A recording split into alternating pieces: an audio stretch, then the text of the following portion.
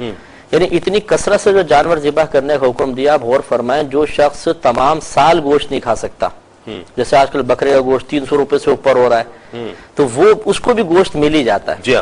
تو یہ گویا کہ اللہ تعالیٰ کی طرف سے ایک مہمانی ہے، میزبان اللہ تعالیٰ ہے، اور اس اعتبار سے کہ اس نے حکم دیا قربانی کرو، مالدار پہ واجب ہے، قربانی کرے گا، غریب تک گوشت پہنچے گا. تو ایک ساتھ اللہ تعالیٰ گویا کہ تمام غربا میں گوشت تقسیم فرما رہا ہے. تو آپ یہ بتائیں کہ ایک شخص مسلسل محروم رہے، اسے کچھ نہ ملے، اور پھر ایک دن کوئی سیٹھ صاحب مثال کے طور پر سب کو کھانا کھلائیں، تو کوئی کہے جی بڑا ظلم ہو رہا ہے، جی اتنا بینک بیلنس خالی کر دیا آپ نے. ظلم کی کون سی صورت ہے؟ یہ تو اچھا ہے، سخاوت ہے، کرم ہے، ایک اظہار شفقت ہے. تو یہ اللہ تعالیٰ کی طرف سے کرم کی صورت ہے، کوئی معاذ اللہ ظلم کی صورت نہیں ہے. اور یقینی سی بات ہے، جانور میں گوشت اس کی حالت زندگی میں تو کھایا نہیں جا سکتا، تو ذبح کرنا ہی پڑے گا. تو اس میں کوئی ظلم کا پہلو نہیں ہے. ایک کالر آج کے پروگرام کے پہلے کالر شامل کرتے ہیں، دیکھتے ہیں کون اور کہاں سے کال کر رہے ہیں. السلام علیکم. السلام علیکم. وعلیکم السلام. جی کون اور کہاں سے بات کر رہی ہوں؟ کون؟ حیدرآباد سے بات کر رہی ہوں میں. جی فرمائیے. جی مجھے مفتی صاحب سے بات کرنی ہے. جی کیجئے. ہیلو السلام علیکم مفتی صاحب. وعلیکم السلام. جی بہن فرمائیں. میرے 3 کوشچن ہیں قربانی سے ریلیٹڈ. ایک تو یہ کہ پیرنٹس نے میرے عقیقے کے لیے آج سے بہت سال پہلے کچھ پیسہ رکھا تھا، لیکن اس پیسے کی مالیت اتنی نہیں بن رہی کہ گائے کے ایک حصے کی قیمت بن جائے، اور ہم اس دفعہ میں قربانی کر رہے ہیں گائے کی. تو اب کیا وہ پیسہ اتنا نہیں ہے، تو کیا اس پیسے کو ہم قربانی میں شامل کر سکتے ہیں یا نہیں کر سکتے؟ اور اگر نہیں کر سکتے تو کیا اس پیسے کو اپنے ذاتی استعمال میں لے سکتے ہیں؟ ٹھیک ہے ٹھیک ہے. گائے کر رہے ہیں، گائے کے 7 حصے ہیں، جی جی، اور ہر اس حصے اور عقیقے کے پیسے کی اتنی مالیت نہیں بن رہی. جی میں سمجھ گیا. Next question. دوسرا کوشچن یہ کہ اگر اس میں عقیقہ ہو سکتا ہے تو جس کا عقیقہ ہوگا اس کے بال قربانی سے پہلے کاٹے جائیں گے یا قربانی کے بعد؟ ٹھیک ہے ٹھیک ہے. تیسرا کوشچن یہ کہ قربانی میں جن کا حصہ اس گائے کے حصے میں ہے، تو کیا ان سب کا قربانی کے ٹائم پہ چھری پہ ہاتھ رکھنا یا ذبح کے ٹائم پہ ذبح کرنا کیا ضروری ہے؟ ٹھیک ہے، بالکل آپ کو بتاتے ہیں. بہت شکریہ کال کرنے کا. جذبات میں ہمیں فراوانی بھی نظر آتی ہے، جذبات کے بہت سارے انداز بھی نظر آتے ہیں. میرا جانور بہت بڑا ہے، میں نے جانور پر بہت زیادہ پیسہ خرچ کیا ہے، میں نے جانور کو بہت سجایا ہے، اسے آراستہ کیا ہے، میں نے اسے کھلایا پلایا ہے. ایک تو ہم، اور پھر دوسرا مقابلے کی جو فضا نظر آتی ہے، یہ پازیٹیو چیز ہے. اس کے لیے یہ ریکوائرڈ ہے.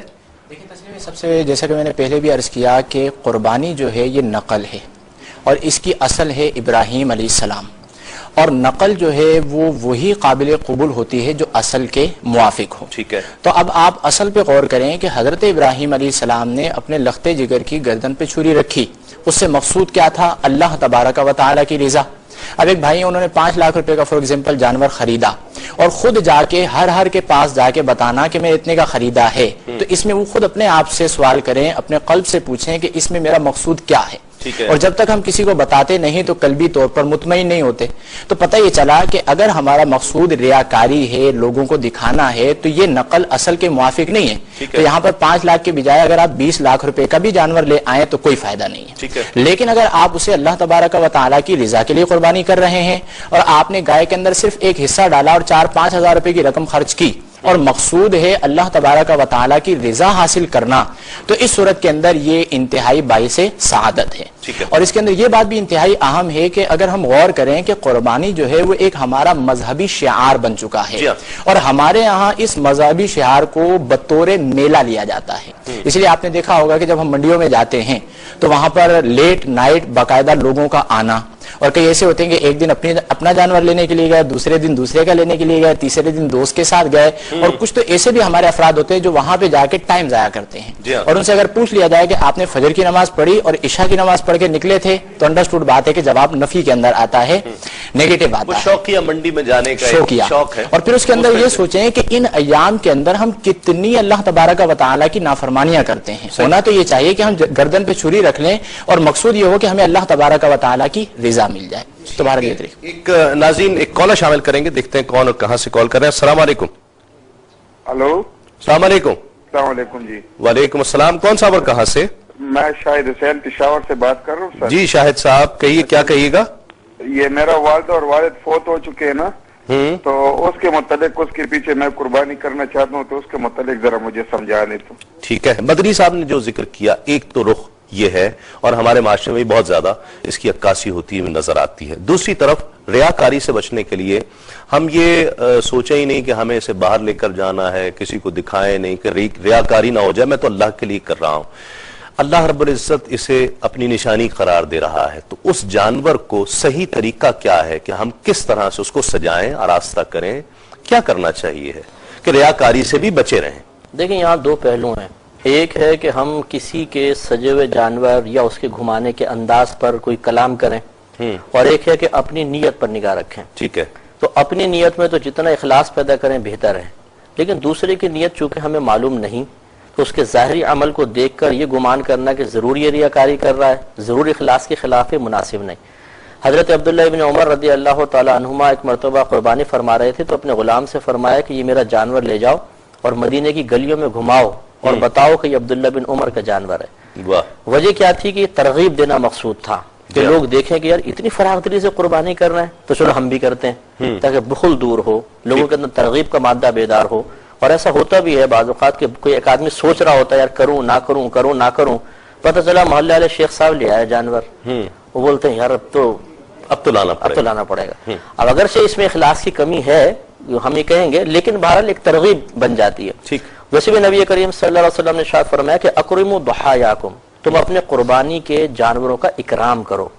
और इकराम की एक सूरत ये होती है कि उनका सजाना, खाने चारे का इंतजाम करना, उनको नहलाना, खूब उनका ख्याल रखना। जैसे कि नबी करीम ने इरशाद फरमाया कि अपने बालों का इकराम करो। साहबे कराम ने पूछा, या रसूल अल्लाह बालों का इकराम क्या है? फरमाया कि इनको धो और तेल लगाओ। तो संवारने को इकराम से ताबीर फरमाया, ये ताजीम है। तो इसी तरह कुर्बानी का जानवर चूंकि पुल सिरात पर हमारे लिए सवारी भी बनेगा और मैदान महशर में हमारे लिए नजात का सबब भी बन सकता है, बाइसे बुलंदे दराजात है, सवाब में इजाफे का सबब है, गुनाहों के कफारे का सबब है, तो वैसे उससे मोहब्बत रखनी चाहिए और सजाना अच्छी तरीके से होना चाहिए। लेकिन ये जो बच्चे करते हैं कि वो पकड़ के उसको मोहल्ले में ले गए, एक पीछे से धूम खींच रहा है और फिर वो भाग रहे हैं, डिस्टर्ब कर रहे हैं, ये चीज उसके इकराम के मुनासिब। ये तो शहरों का कल्चर भी है शायद, वो चूंकि शहरों में हमारे यहाँ जानवर घरों पर होते नहीं है और साल में 1-1.5 दिन के लिए आते हैं ना, तो शायद इस वजह से भी ये कल्चर फितरी तौर पर ये कल्चर भी बन गया। वरना अगर हम गाँव वगैरह में चले जाएं तो वहां पर इस तरह की चीज हमें देखने को नहीं मिलेगी, इसलिए कि वहां पे जानवर बहुत ज्यादा है। वाजिब किस किस पर है कुर्बानी? एक कॉलर पहले शामिल करते हैं। अस्सलाम वालेकुम। लाइन मेरा ख्याल ड्रॉप हो गई जी। अल्लाह साहब,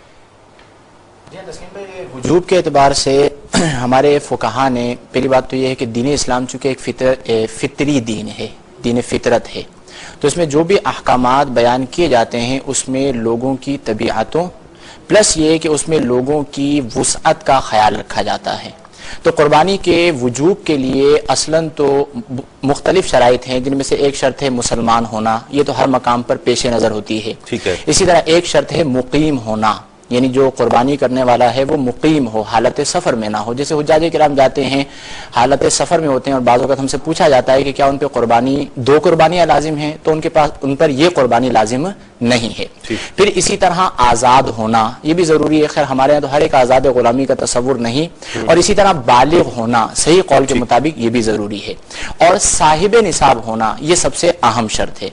अब साहिब निसाब से क्या मुराद है? तो साहिब निसाब से वही है जो हम ज़कात वाले मसले में बयान करके आए कि 7.5 तोले सोना या 52.5 तोले चांदी, ये इतनी ही मालियत की रकम हाजत असलिया से जायद हो। लेकिन थोड़ा सा फर्क है कि ज़कात वाले मसले के अंदर हमने ये कहा था कि वहां पर साल गुजरना ज़कात के वजूब के लिए शर्त है, लेकिन यहाँ पर साल गुजरना शर्त नहीं, बल्कि 10, 11 और 12 इन दिनों के अंदर अंदर जो अय्याम कुर्बानी है, अगर वो साहिब निसाब हुआ किसी भी वक्त तो उस पर कुर्बानी करना शरअन लाजिम हो जाएगी। इसी तरह वहां पर एक और शर्त थी कि माल का नामी होना, यानी माल जो है वो बढ़ने वाला हो हकीकतन या हुक्मन, लेकिन यहाँ पर नामी होना शर्त नहीं है। तो अब हर भाई और बहन गौर कर लें कि उनके पास क्या इतनी रकम मौजूद है जो हाजत असलिया से जायद हो और उसकी मालियत छोटे निसाब के मुताबिक, यानी 52.5 तोले चांदी का निसाब आप लेके मार्केट से रकम पुछवा लें, तो अगर इतनी रकम उनके पास मौजूद है तो शरअन उन पर कुर्बानी करना वाजिब है। ٹھیک ہے.